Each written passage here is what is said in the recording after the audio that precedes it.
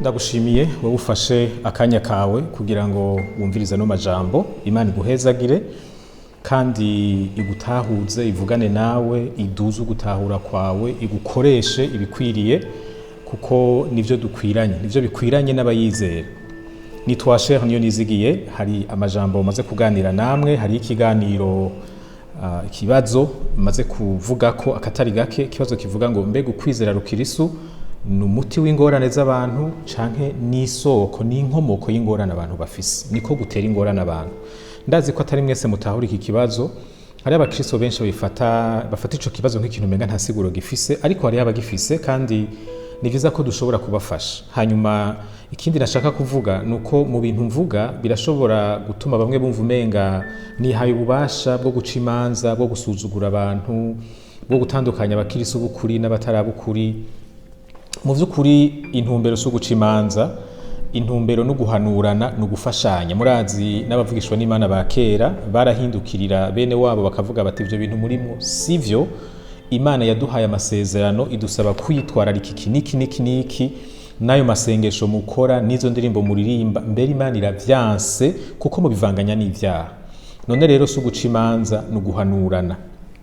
Hanyuma nashaka kuvuga rero kurindi ijambo rivuga ko bidashoboka ko ukwizera guturuka ku Mana igororotse, Imana itunganye 100% gushobora kuba ukwizera ataco kumarira abakwakiriye. Imana nziza ntishobora gutanga ibintu ataco bimaze. Ivyo bintu ntibishoboka iyo bene kwakira uko kwizera bakwakiriye vy'ukuri.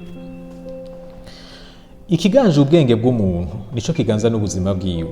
Ivyizerwa vy'urufatiro ubuzima bwacu bwubakiyeko, vya bintu twemera nk'ukuri ngendegwako mu buzima bwacu bwa misi yose, nivyo bivamwo ingeso zacu. Hanyuma vyinshi mu vyizerwa biganje ubuzima bwa benshi ntibituruka mu ijambo ry'Imana, bituruka mu binyoma Satani yinjije mu miryango, yinjije mu mico, tubikuriramwo, turavyigishwa, bihinduka ubuzima. Hari igihe rero umuntu ashobora kuba ari umukirisu mugabo ugasanga ivyizerwa biganje ubuzima bwiwe ntibituruka mu ijambo ry'Imana, bituruka muri ya mico iri mu binyoma n'imitego vya Satani. Iyo bigenze gutyo rero niho duca dusanga hari ingeso zinyuranye n'ubukirisu, zinyuranye n'ico ijambo ry'Imana rivuga, ariko zigaragaza cane no mu bitwa abakirisu. Reka mfate akarorero kamwe kugira ngo bitworohere kumva ico ndiko ndavuga. Iyo usoma ijambo ry'Imana mw'itanguriro Bibiliya igice ca mbere umurongo wa 26 na 27 nigihe Imana yavuga ngo reka rero tureme umuntu kandi tumureme mu ishusho yacu. Iraheza irema umuntu ngo ari uburyo bubiri, umugabo n'umugore, imurema mu ishusho yayo. Umuntu wese ariho yakomotse kuri abo bantu babiri bare mu bwa mbere. Ako gashusho Imana yashize muri bajya abantu babiri ba mbere kagiye karahanwa kava kurunganwe kaja kurundi. Ni kuvuga ko umuntu wese yitwa umuntu uko asa kose, uko ari kose, arimo agashusho ndemanwa Imana yamushizemo. Hanyuma murabizi bantu musoma ijambo ry'Imana, harageze igihe abantu baraba abanyabyaha, barakora ibyaha birenze urugero kugeza naho Imana ihitamo kubahana ibasukamwe amazi mu gihe ca Nowa. Ariko mu nyuma bamaze gupfa, hanyuma hakarokoka bakeya Imana yari yazigamye, Imana ikiratanga itegeko iravuga ngo uzohirahira agasesa amaraso y'uwundi muntu nawe nyene amaraso yiwe azaseswe. Imana ishiraho igihano cyo gupfa ku muntu wese yishe uwundi muntu. Ica yongera ko ngo kuko umuntu yaremwe mu ishusho yanje.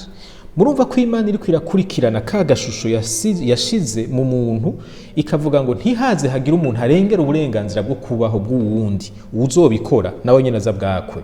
Kuko Imana yashaka gukingira ka gashusho kayo yaremanye umuntu. Murumva ko kuba twaremanywe agashusho k'Imana bituma twese tugira agateka ndemanwa umuntu wese ategerezwa kubahiriza. Kirazira gusimbira ku buzima bw'umuntu ukabugira uko wishakiye, kuko umuntu yaremwe mu ishusho y'Imana. Ariko ivyo twakuriyemwo, bamwe muri mwebwe mwakuze mwigishwa ko hariho ubwoko bubi, mubwirwa ko hariho abantu babi, ko hariho abantu bo kwanka, ko hariho abantu bo kutizigira. Ugasanga hariho abantu wanka utanabazi bifatiye kuri ivyo bintu umuntu yakuriyemwo. Aha ndiko ndavuga rero vya binyoma biri mu mico vyigishwa usanga no mu miryango imwe imwe vyarigishijwe. Umukirisu wese ataganzwa n'iri jambo twabonye ko umuntu wese yaremwe mu ishusho y'Imana, ko umuntu wese ategerezwa kubahirizwa kubera ico. Umukirisu wese yaretse vya bindi bituruka mu mico bikaba arivyo biganza ubwenge bwiwe, uzobibonera mu ngeso ziwe. Azoba umukirisu yanka ubwoko bumwe ba bantu yabwirwa ko ari ubwoko bubi, azoba avuga ko amajambo mabi, azoba umuntu afise amacakubiri, azoba umuntu afise inzigo, ashobora kutabakorera ikibi ariko azoshigikira abakibakorera, azoba avuga ko amajambo mabi avuge n'abantu atanazi. Aha rero niho nariko ndavuga ngo ikiganje ubwenge bwacu nico kiganza n'ingeso zacu.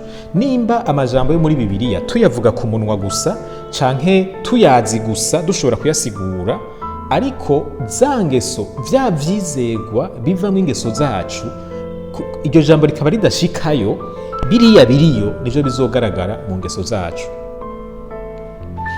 Rero nkuko nabivuze, ingorane naha iri. Ingorane ntiri mu ijambo ry'Imana.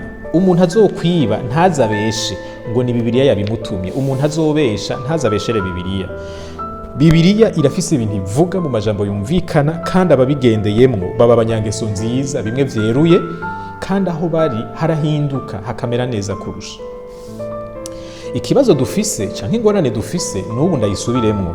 Hariho abantu bafashe ubukirisu nk'idini, bumva ko ari imigenzo gusa, bumva ko ari ukuja hamwe n'abandi bakagira bijya nyene bikogwa mu gihe cyo gusengera hamwe, ntibumve ko ajya amajambo babwirwa bari mu rusengero ategerezwa kubaherekeza basohotse, akabana nabo mu gihe cyose bamara bari mu bikorwa bitandukanye, akaba ariyo bisunga mu ngingo zose bafata. Hariho abantu bumva umenga ubukirisu bugarukira hajya nyene mu rusengero gusa.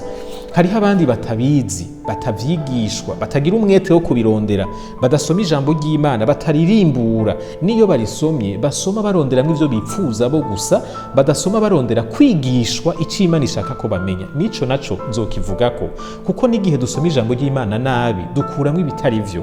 Umuntu arashobora kuza aronderamwo ibishigikira ububegito bwiwe, aho kuza kurondera ico Imana yavuze cyo mufasha gukosora ubu bubegito bwiwe. Kandi ico umuntu arondeye arashobora kukironka, kuko aca yiha insiguro ihwanye n'ivyo we yipfuza.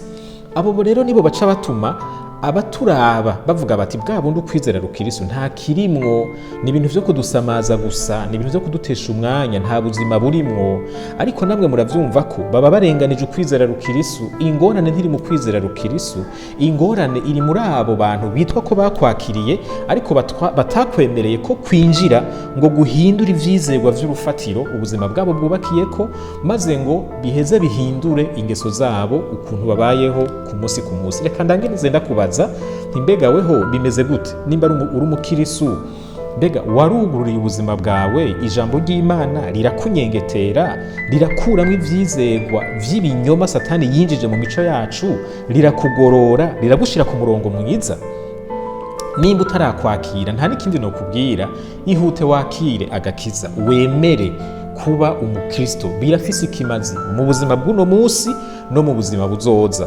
Hanyuma nimba biriko biragufasha, nimba biriko birakugirira ikimazi, wibuke kano ka video, kano kareresi ugira uwundi muntu ufashije kukaronka no kukumviriza, kuko ikigufashije hari naho wosanga hari n'uwundi agikeneye cogirira ikimazi. Imana ibahezagire, Imana ibakomeze.